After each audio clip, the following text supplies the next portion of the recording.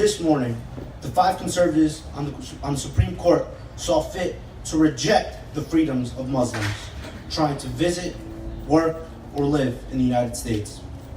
These families will now be barred from seeing family, seeking medical care, or pursuing an education here. This is a national tragedy. The American people heard Donald Trump loud and clear when he called for a Muslim ban. He spoke in no uncertain terms. I know opponents of this short-sighted ban will be disappointed today, and I share in their distress. However, I also know that those who showed up at the airports and marched in the streets and are here today will continue to organize to eventually overturn this injustice. Yeah. This is the spirit of America.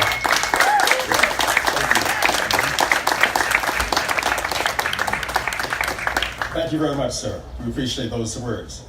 Next, we're going to have Mayor Khairullah of Prospect Park, New Jersey. They come and make a few words, share a few words with us, please. Thank you. Assalamu alaikum. Good evening, ladies and gentlemen. It's my pleasure and honor to join you here today.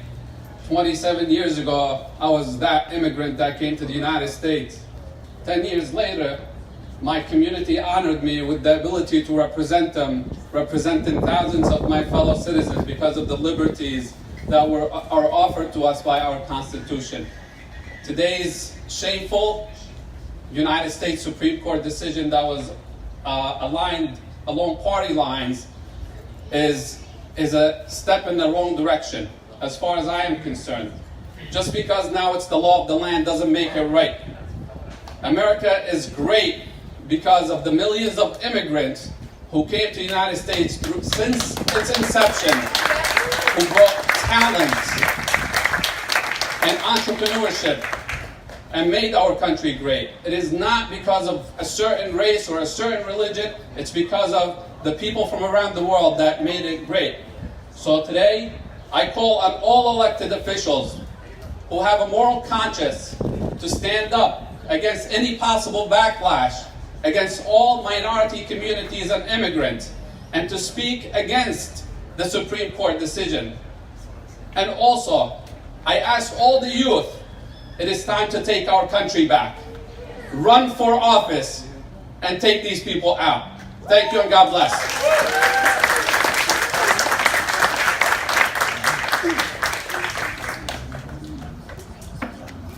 Thank you very much, sir. Next, we will have from the Muslim Network, Esma Bengasia.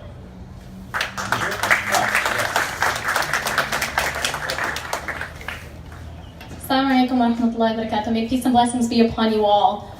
I am a Brooklyn-born, Jersey American Muslim millennial, and I look at this decision and I'm like, hell no, not on my watch. I don't care who passed it. I don't care if it's state-sponsored Islamophobia. I don't care if it's a decision upheld by the Supreme Court. I say not on our watch. Because I know my rights, and I am not begging for my rights as a millennial. I am not begging for my rights as a woman. I am not begging for my rights as a Muslim. I am not begging for my rights as a citizen of this country. I am demanding them. And I know the power and the privilege that I have being a citizen of this nation and being a member of the communities and the demographics that I am a part of. I understand that I have voting power. I will call my elected officials. I will rally. I will do sit-ins. I will do civil disobedience, because patriotism is the best form of dissent. The dissent is the best form of patriotism. And I understand that. And so to all of you here, this is not the end of the fight. This is the beginning. We are not going to go home and cry. We are going to stand in the airports. We are going to call CARE and donate to CARE and ACLU. We are going to show up to the rallies that make the Road New Jersey and make the Road New York organized. We are not going to be hopeless. We are not going to have despair. We are going to fight, and we are going to win. So, okay, Trump, you might be in the Oval Office today. You might be in the White House today. You might have Congress. You might have the Supreme Court. But I promise you, we will have it tomorrow. Thank you.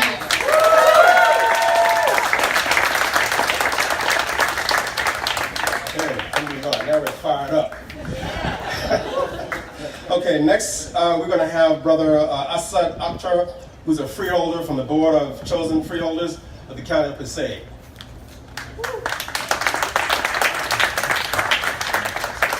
Assalamu alaikum, good evening everyone. I want to tell you, we just finished our freeholder meeting, and I spoke publicly about this, about my disappointment, my great disappointment as an American citizen, that our Supreme Court, the highest court in the land, has enshrined discrimination into our public law and code. But it's not the first time, my friends. We know that the Supreme Court once ruled that a slave was not a man, was not a citizen, and did not deserve freedom. We know that the Supreme Court has made other wrong decisions that have been overturned in the past. We know that our country has learned many lessons, and it still has many lessons to learn. So whatever disappointment we feel today, we know that it is not just our responsibility, but it is our right to help our nation learn from its mistakes. And this is a mistake today. And I am grateful for our partners, not just for CARE, but for ACLU and Make the Road New Jersey, and so many others who have stood with us together. This is not just a Muslim problem, this is an American problem, and we have to clear that. But I want to tell you something that I'm proud of as a Muslim American, and that's the fact that they called this, they called the healthcare bill, they called that Obamacare, and President Obama was proud to put his name on it. Well, they called this bill that they passed, they called it a Muslim ban. The reason I'm proud is because they're too late. We're already here, my friends. Muslims are already here. And we've established this masjid, and we've established many more, and we've established our families, and we've established our communities, and we will continue to do so. They can't ban us. It's too late. We are already here, and we are proud as Muslims and as Americans. And we will never see the difference between either. We stand here together. We will not live in the shadows. We will not hold our heads low. We will not act as if we are anything other than first-class citizens. And we will never, ever, ever stop fighting for our rights. Inshallah, the Muslim American agenda and the Muslim American identity continue here for many, many years and generations to come. Thank you very much.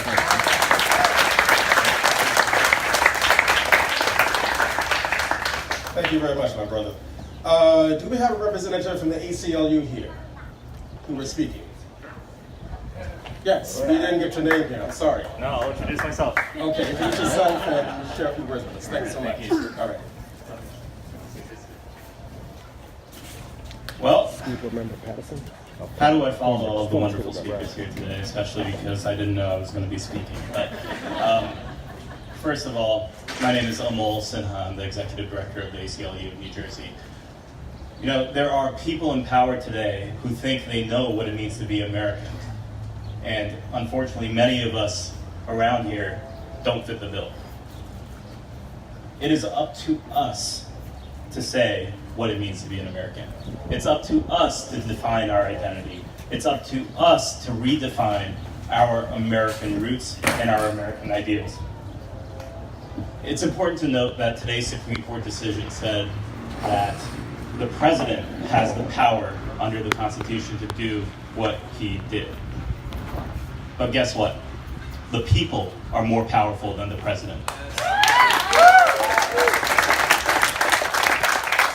We need to remind the president who holds the cards in this democracy.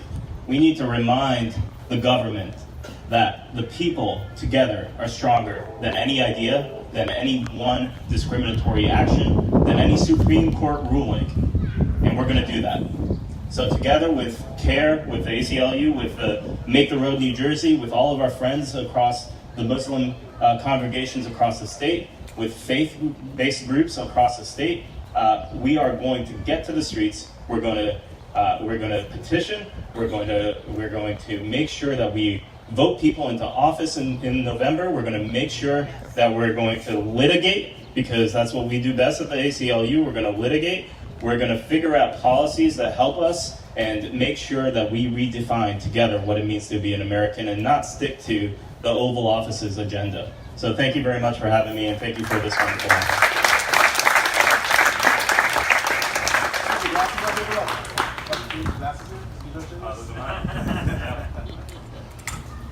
Thank you so much, brother. We now will have our brother Wasim Kanan of the American Muslims for Palestine. Wasim.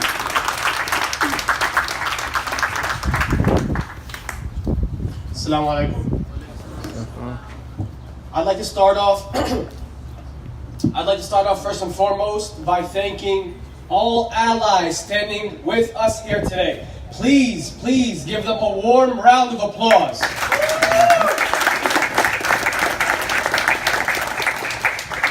One thing history has taught us, and I'm not going to say too much because everything's been said already. So I'd like to echo everybody else's sentiments and reinforce their messages. Please soak it in and take these words seriously, because this isn't just a normal time. This isn't just a time where we hear words and we're standing around here and then we go home and everything's okay. We have to realize that this is truly an issue that we have to deal with and that we cannot forget about after this rally. And I'd like to say, 100%, I'd like to thank CARE and ACLU for all the litigation work that they do on a daily basis. These organizations are critical to our communities, not only to the Muslim community, but ACLU on a much broader level. I'd also like to continue by saying, Dred Scott v. Sanford, Karamatu v. U.S., Plessy v. Ferguson, and Trump v. Hawaii.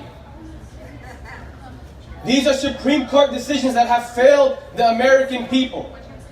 These are Supreme Court decisions that we will look back and continue to look back at and reaffirm that that is not the human value that we want to see within our community. That the Muslim community, the one that Trump alleged watched as September 11 happened. When I can tell you I was a third grader and I remember that day so vividly. And I wasn't standing anywhere watching and clapping and cheering as he claimed. I went home to my family and watched the news and horror, just like every other American. Because those people were the people who lived side by side with us day in and day out. And that hasn't changed. And that patriotic feeling that we shared as a country to say that absolutely not. We won't stand for an attack on our communities, on our people. That isn't as strong as it once was at that time. Now we see more of a division. And I ask you to look at where the source of that division comes from. When we see all these videos on the news that reinforce Trump ideals, Trumpism, as they refer to it. So rhetoric in our news is important, and it affects us on a daily basis. In her dissenting opinion in this decision, I urge you all to go back and read the case brief of this case. It's very important that we're all educated more than anything else. In her dissenting opinion, Justice Sonia Sotomayor stated that Trump's campaign statements are absolutely tied to that ban. That his statement of calling for a complete halt on Muslims entering the country isn't isolated. Just like the statements about our Mexican brothers and sisters and so on and so forth. These are all pieces that we have to put together and look at as a roadmap of where that movement is going and how we need to jump in front of it and stop it where it is. So I urge you all, please, after today, the fight does not stop. We will continue to work. Organizations will continue to work. The elected representatives standing with you today will continue to work. And I urge you, be on the lookout. Open your eyes. And when we ask you to give a call, to send a letter, to visit a representative, please make sure you do that. Because together as one, as a community, we will be heard. Because a people united will never be defeated. Thank you.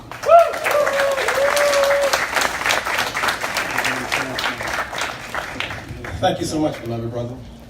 We're going to break protocol just for 1 second. We have here a young man who represents our future in this country as Muslims and as young Muslims. And he has a short statement he wants to share with us. Brother, I'm going to just stand right here. Slide down for you because...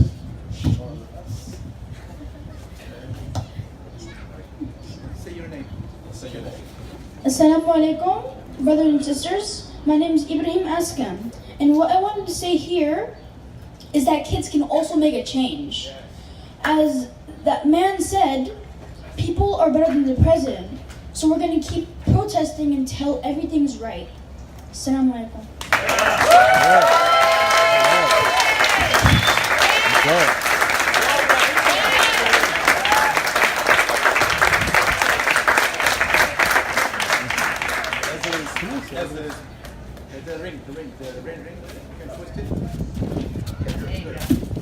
As it is said in other scriptures, and a little child shall lead them. Thank you.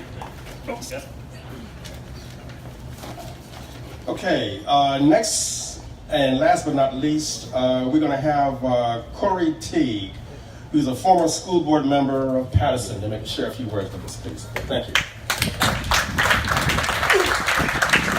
Assalamu alaikum. I wanted to come here today specifically to talk about one word. I know that we're dealing with a bigot in City Hall, in the national level of White House, which is pretty much the country's City Hall. We're dealing with a man who doesn't care about blacks, Latinos, Muslims, anybody else besides his own small network of individuals.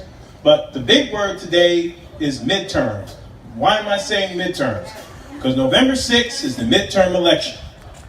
And if we can flip the House or the Senate, and the Democratic Party can take over the House or the Senate, they can stop Donald Trump from doing what he's doing. You have to understand that.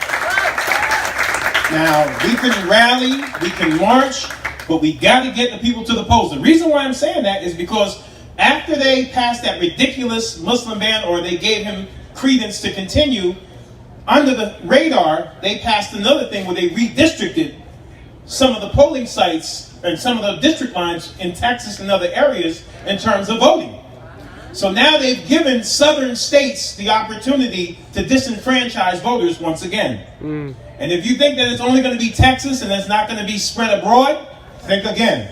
So they're positioning themselves to try to make sure that they hold the power in November and that they can get Trump reelected in 2 more years. We have to come against that. It's a small nucleus here, but never doubt your power and your ability to make big changes, even though we're small in numbers here. If you don't believe me, look at the mosquito, how small the mosquito is. But it causes all kinds of drama if it gets in your house, right or wrong. So we're small in numbers, but we can create a big storm. Tell your friends, tell your families, midterms are coming up November 6th, get to the polls, vote. Because that's the only way that we're going to be able to get this man out of office and stop him from doing the heinous things that he's doing. Assalamu alaikum.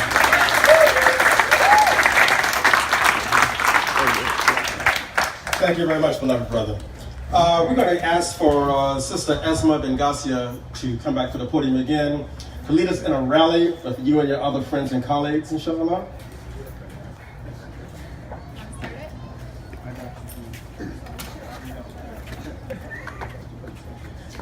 Okay, so we need you all to be